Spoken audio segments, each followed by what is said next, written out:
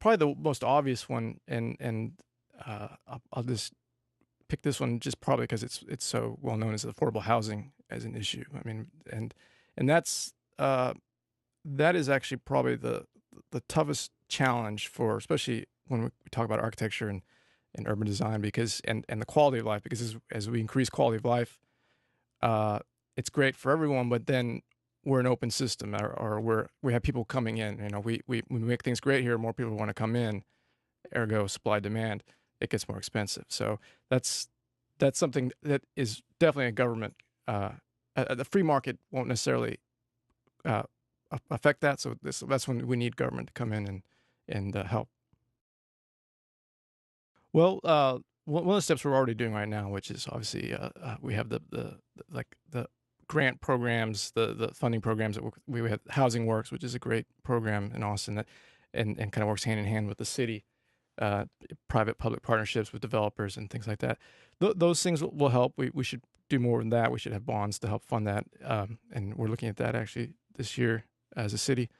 Um, I actually my property tax cut, I think, might help to some extent in this. To get more specific, want this targeted toward basically all properties in Austin whose ownership is by uh, natural persons, individuals who are homesteaded in Austin.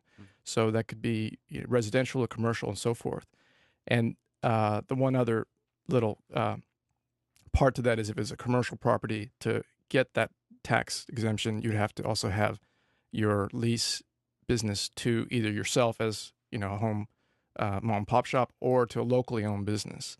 And I think that would help because in kind of a more broader sense, it encourages uh, home rule, if you will, or a greater idea of Austin for Austinites, people who are probably in it more for Austin than they are for getting big rental income. Therefore, they're interested in having, they know that they may be the neighbors of who they're renting to, and they want to they like the idea of a young artist who maybe can't afford to pay as much, and they'll give them a discount, and so on and so forth. You can see where I'm getting at with that.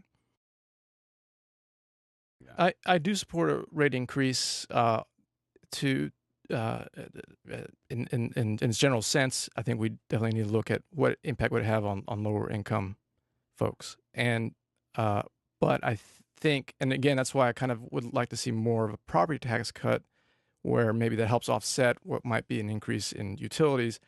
In an interesting way, it's kind of like there's talk on the kind of conservative side of things. There's talk about user fees as opposed to just flat general taxes.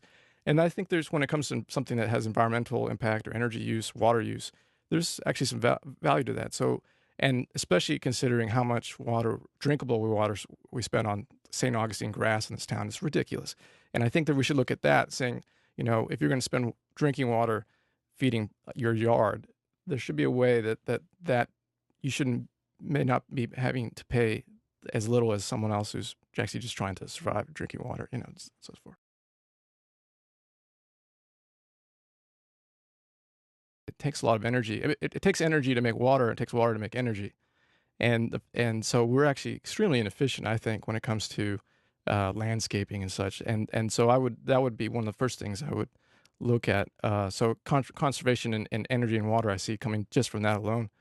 But yeah, I would definitely be supporting other energy concepts again, where I think it is important to have a governmental hand in providing, subsidies or whatnot for alternative energy sources, which is something really the federal and state government should be doing, because it's really it's a national security issue as far as I'm concerned.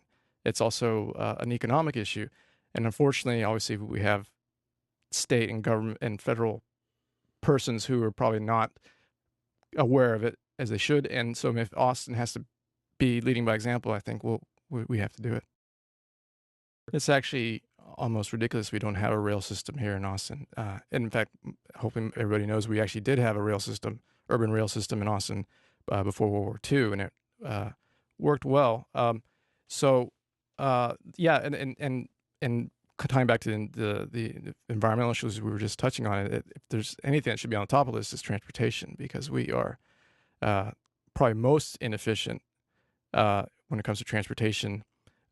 Ironically, for being a country that prides itself in having a great engineering background since Eisenhower and whatnot, and and then we have UT here with a big engineering school. Yet we're surrounded by such an extreme inefficiency, and and transportation probably to me it's actually probably the number one issue because it has such an impact on everything, including affordable housing.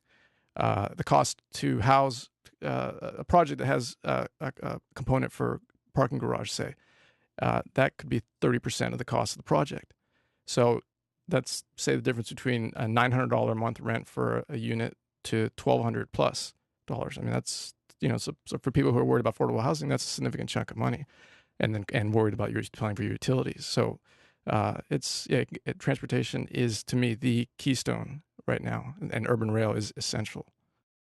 I do support geographic representation, just because it's really the only way we can truly represent the city this large now, as it's getting larger.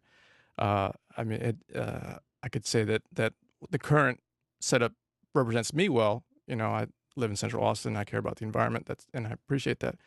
But I think to be truly fair, we have to, and to get all the communities in Austin involved, they need to feel more directly connected to who's representing them. So I think it's essential.